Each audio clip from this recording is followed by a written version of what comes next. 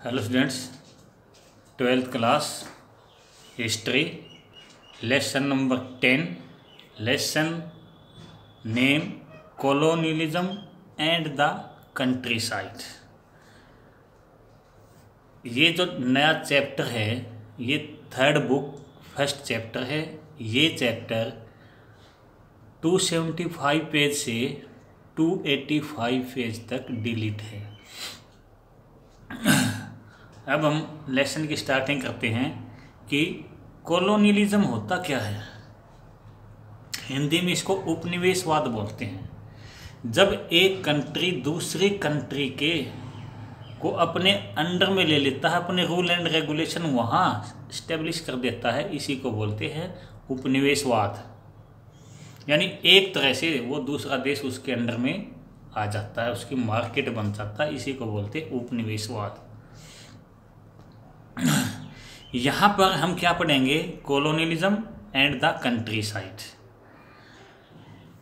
मैं आपको ये बता दूं बेटा कि इंग्लैंड के अंदर बहुत सारी ऐसी कंपनी थी जो बाहर इंग्लैंड से बाहर जाती रहती थी और राजा के साथ उन कंपनियों का एक, हम ये कह सकते हैं कि एक कंप्रोमाइज़ होता था, एक डील होती थी। कंपनी राजा के नाम से अपनी कॉलोनी बनाती थी और उस पर रूल करती थी और उसका कुछ पार्ट अर्निंग का वो अपने मदरलैंड को बेचती थी। तो यहाँ पर इंडिया में जो कंपनी आई है वो क्या है? East India company. East India company क्यों है? ये कंपनी हम ये माने कि ये कंपनी अमेरिका में चली जाती है तो क्या इसका नाम तब भी ईस्ट इंडिया कंपनी होगा? नो। इंग्लैंड के इंडिया जो है वो ईस्ट में है, इसलिए इसका नाम है ईस्ट इंडिया कंपनी। ट्रेड करने के लिए आई थी। केवल इंग्लैंड से ही कंपनी नहीं आई थी, ये फ्रांस से भी आई थी, पुर्तगाल से भी आई थी, हॉलैंड से भी आई थी।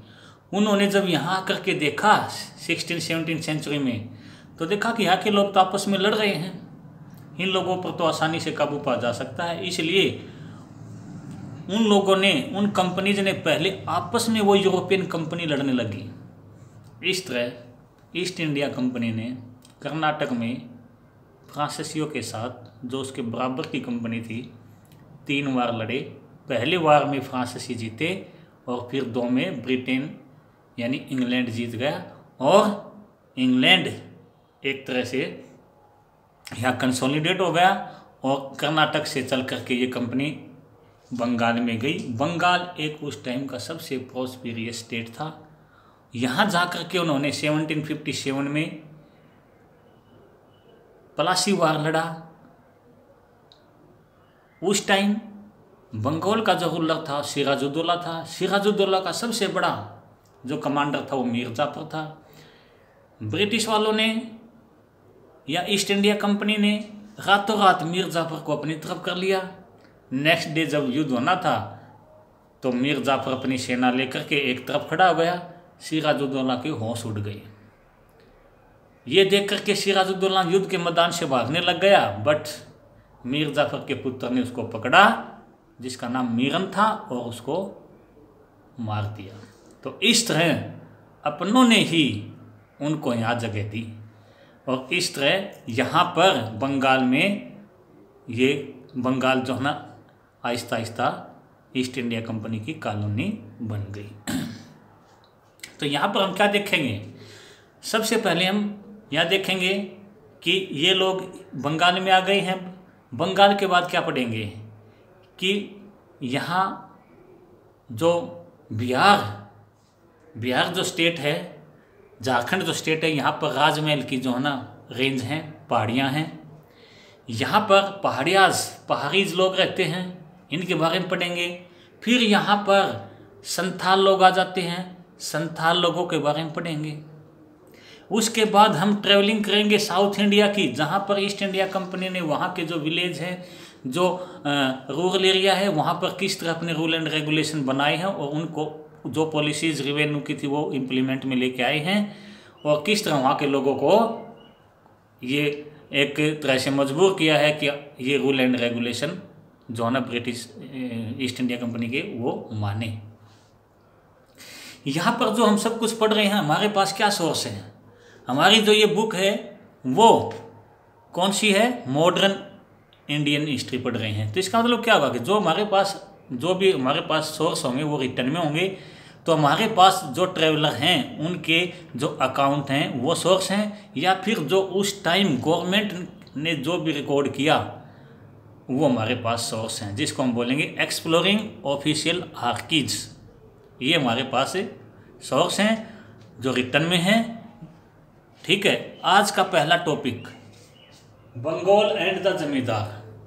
मैं आपको ये बता दूं बेटा कि ये जमींदार वर्ड कब आया? जब यहाँ पर अंग्रेज यानी ईस्ट इंडिया कंपनी के लोग आए, तब ये वर्ड आया है जिसको हम कहते हैं जमींदार। जमीन का मालिक, एक जमींदारी का मालिक, एक एस्टेट का मालिक। यहाँ पर आपको मैं बात बता देना चाहता हूँ कि ईस्ट इंडिया कंपनी से आने से पहले बंगाल के अंदर जो लैंड ओनर थे उनको तालुकदार या राजा बोलते थे, राजा या तालुकदार। तो उसका ही ये बिगड़ा हुआ नाम जमींदार है, जो ब्रिटिश कंपनी ने यहाँ पर एक एस्टेट के मालिक का नाम जमींदार रखा है। तो यहाँ पर पहला पॉइंट क्या है? बंगाल एंड द जमींदार। इसका पहला पॉइंट है एन ऑक्शन इन बर्धमान। आपको मैं ये बता दूं कि 1793 में लॉर्ड कॉर्नवालिस ने बंगाल में एक परमानेंट सेटलमेंट बनाया था कि इसके बाद कभी भी लैंड के ऊपर टैक्स और रिवेन्यू नहीं बढ़ेगा। उन्होंने परमानेंट फिक्स कर दिया था, यानी अब उसके बाद ये रिवेन्यू जो है वो फिर कभी भी नहीं बढ़ा जा सकता। इसी को परमानेंट सेटलमेंट बोलते हैं। 1793 लॉर्ड कॉर्नवालिस ने।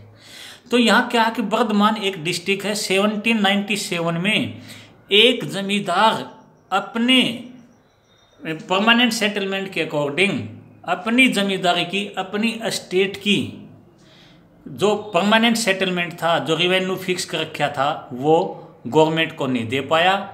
और यदि कोई ऐसा नहीं कर पाता था तो क्या होता था कि गवर्नमेंट उसकी जमींदारी को या उसकी एस्टेट को क्या ऑक्शन पर ले आती थी। ये ऐसा सब कुछ जो ना गवर्नमेंट करती थी। बट यहाँ पर क्या हुआ 1797 में कि एक बर्धमान के जो जमींदार हैं वो रिवेन्यू जो था वो फिक्स जो था ना वो गवर्नमेंट को नहीं दे पाया। तो उसकी जो जमींदारी है, जो उसकी एस्टेट है, वो जो है ना किस पे आ गई है? वो ऑक्शन पे आ गई, बोली लगने लग गई। तो यहाँ पर कलेक्टर ने क्या पाया, जो ब्रिटिश की गवर्नमेंट की तरफ से होता है, उसने देखा कि बहुत बड़ी फर्जी हो रहा है यहाँ पर। तो उसने क्या देखा? उसने देखा कि यहाँ पर जो परचेज करने वाले हैं, जमींदारी को जो परचेज कर रहे हैं, ऑक्शन जो चल रही है, वो जमींदार के ही सर्वेंट हैं, जमींदार के ही एजेंट है, जो ऊंची ऊंची ऑक्शन दे करके फिर से ले रहे हैं। तो इस तरह यहाँ पर कलेक्टर ने क्या देखा कि 95% जो सेल है वो फिक्टिशियस है। तो इस तरह यहाँ पर गड़बड़ियाँ चल रही थी। ये एक घटना है जो यहाँ पर 1797 में बर्धमान में हुई थी। अब ये कहता है कि the problem of unpaired revenue, कि यहाँ पर जो है ना मोस्टली जमींदार टाइम पर पे नहीं कर पाते थे टैक्स, जो परमानेंट सेटलमेंट के अकॉर्डिंग था। तो क्यों नहीं कर पाते थे?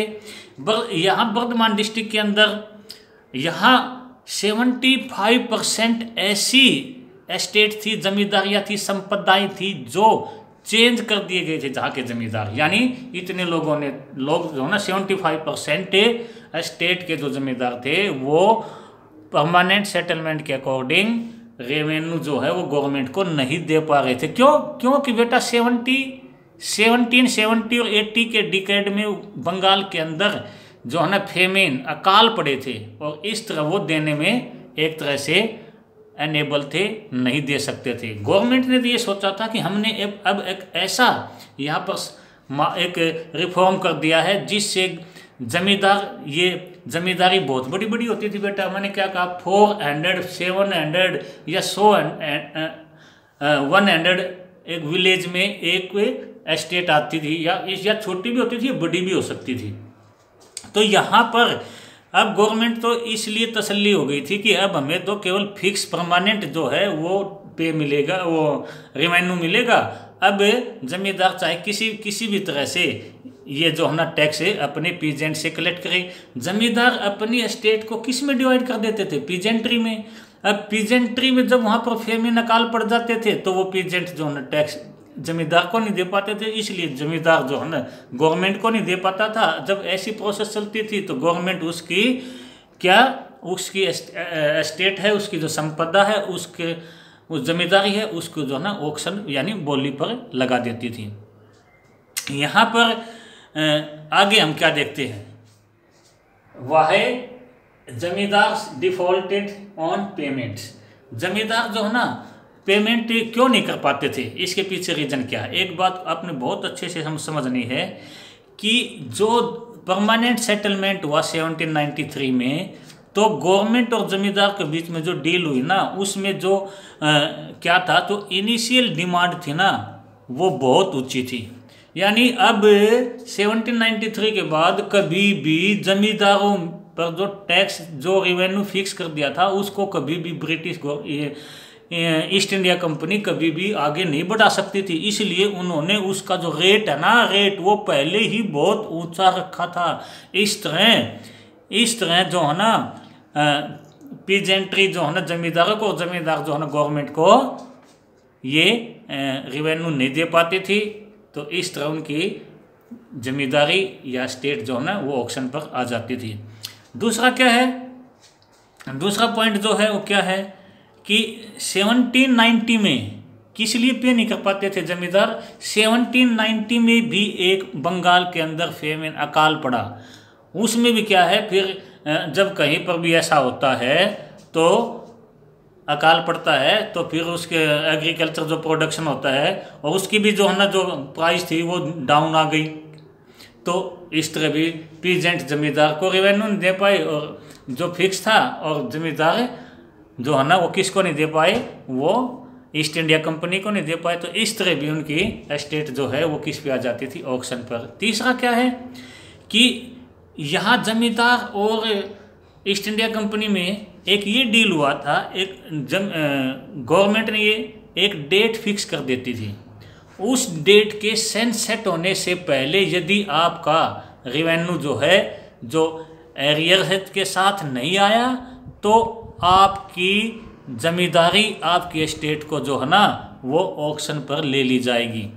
तो इस तरह से जमींदार की जो एस्टेट थी वो जो है ना ऑक्शन पर आ जाती थी। मैं आपको एक बात ये क्लियर कर देना चाहता हूँ कि ये जो जमींदारी थी, यानी बहुत बड़ी एक भूमि का जो जमींदार था जिसमें 400-500 गांव आ सकते हैं, ये जो है ये इसका land owner, real land owner नहीं है। ये जो है जमींदार केवल टैक्स कलेक्टर है ब्रिटेन वालों के लिए। तो जमींदार को क्या फ़ायदा है इसमें, अब आप सोचोगे। जमींदार जो फिक्स्ड रेवेन्यू होता था उसके बाद जो भी कुछ बच जाता था वो किसका होता था, वो जमींदार का ही होता था। तो आप देख सकते हैं कि पीजेंट की हालात यहाँ कितनी मिजरेबल रही होगी कि पीजेंट से जमींदार गवर्नमेंट ले रही है, किससे जमींदार जो है ना बड़ी स्ट्रांगली जो है ना किससे ले रहा है, पीजेंट से। पीजेंट के साथ क्या कुछ उस टाइम होगा ये आप सोच सकते हैं।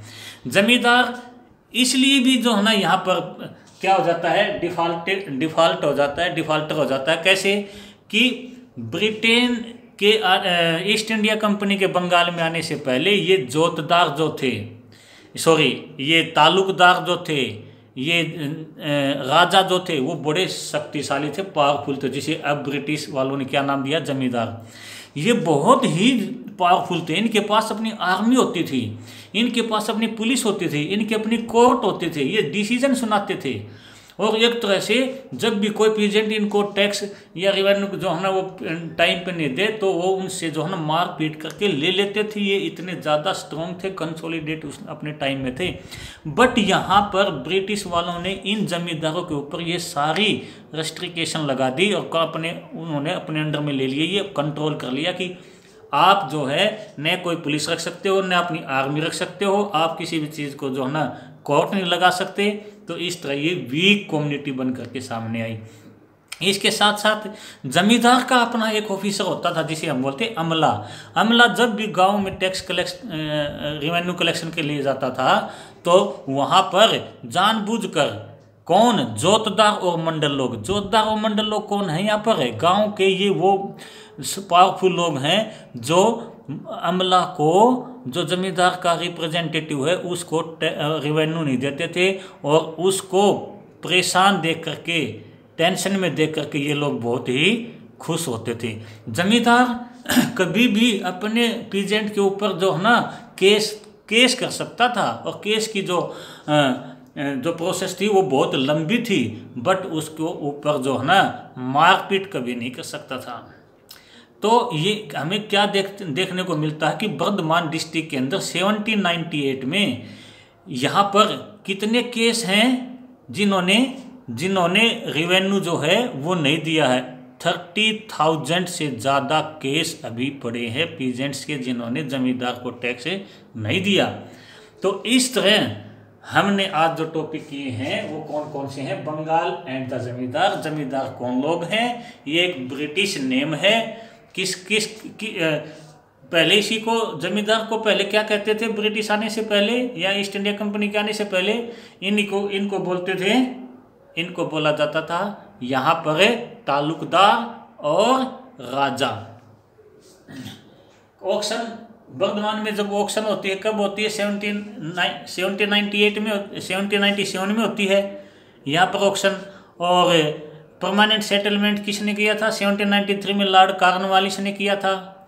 और यहाँ पर घटनाएं क्या है, क्या देखने को हमें मिलता है कि यहाँ पर जो है फिक्टिशियस का मामला सामने आया है कि जमींदारी जो है ना वो ऑक्शन पर है, पर वो जमींदारी अपने सर्वेंट को, एजेंट को जो है ना उसके बंदे आ जाते हैं और बड़ी बड़ी ऑक्शन लगा करके, ऊंची ऑक्शन लगा करके वो अपने आप वो जमींदार के पास ही रह जाती है। तो कलेक्टर जब ये बात समझ में आ गया तो उसने देखा कि यहाँ पर तो जो है ना 95% सेल जो है वो फिक्टिशियस है। तो इस तरह ये जमींदार जो है ना टैक्स पे रेवेन्यू जो है ना परमानेंट सेटलमेंट के अकॉर्डिंग था वो पे क्यों नहीं कर पाते थे, क्योंकि कभी कभी अकाल पड़ जाते थे, कभी कभी जो है ना इनको खुद पीजेंट ही जो है ना पे नहीं करते थे। इस तरह के मामले सामने आते। इनिशियली जो इनकी जो डिमांड थी वो बहुत हाई थी, क्योंकि अब गवर्नमेंट फिर से जो है ना उस परमानेंट सेटलमेंट के अकॉर्डिंग फिर से कभी भी एग्रीकल्चर पर जो है ना वो कभी भी जो है ना रेवेन्यू और नहीं लगा सकते थे। इसलिए स्टार्टिंग में ही वो इतनी डिमांड हाई कर दी कि यहाँ पीजेंट या हम कह सकते कि जमींदार जो है वो गवर्नमेंट को पे करने में अच्छा फील नहीं कर रहा था। इसके साथ साथ हमने देखे हैं कि किसान खुद कई बार जो है ये खुद ही जो है देने में एक तरह से सक्सेस नहीं थे, क्योंकि उनकी कभी कभी जो है ना उनकी क्रॉप जो है ना वो उसका डिक्लाइन हो जाता था। और अंग्रेज़ों की जो पॉलिसी ऐसी थी कि सनसेट होने से पहले डेट फिक्स कर देते थे, सनसेट होने से पहले वो रेवेन्यू नहीं आया, जो एरियर भी है उसका वो नहीं आया एरियर के साथ, तो उसकी जो एस्टेट है उसको ऑक्शन पर ले आते थे। और यहाँ जमींदार पहले टैक्स जो कलेक्ट करते थे तो बड़े फोर्सली करते थे, क्योंकि उनके पास आर्मी थी, उनके पास सेना थी, उनके पास जो है अपनी कोर्ट थी। अंग्रेज़ों ने जो है ना जमींदार को जो है ना ये पावरलेस कर दिया और उनको कंट्रोल कर लिया, उनकी सारी जो पावर थी उनको रेस्ट्रिक्शन लगा दिए। तो इस तरह जमींदार जो है ना फोर्सली जो है ना कभी भी रेवेन्यू अपने पीजेंट से कलेक्ट नहीं कर पाया। और यहाँ पर जोतदार और मंडल जो सोसाइटी की नई एक क्लास आई है, बनी है, ये भी जो है ना जमींदार को जो ना टेंशन में देख करके बड़ा खुश होते थे। ये भी जानबूझ करके जो है ना पीजेंट्स को रोकते थे टैक्स न पे करने के लिए। तो इस तरह हम देखते हैं कि 1798 के अंदर इस तरह के जो केस हैं जो अभी भी वहाँ पर पड़े थे 1798 में कितने थे 30,000। तो थैंक यू बेटा, ओके।